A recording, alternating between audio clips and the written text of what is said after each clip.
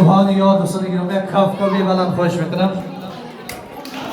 ای مهین آواز مهین دلکش است، شهرریز انگوبین لب انگوبین دلکش است.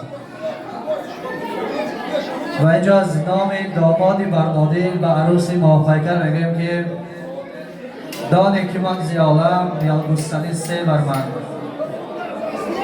گر در برم نهایی من در غمت بولر من یاری با وفایم بر من جفام قدرسم، گر تو مرا نخواهی من خود سنی دلر من. روی چون ماه داری من ساده دل از آنم، زان شکر لبانت برکند دلر من. فرمای غمزت را تا خون من بریزد، ورنه سنک اکسنده میری از گوری یازر من.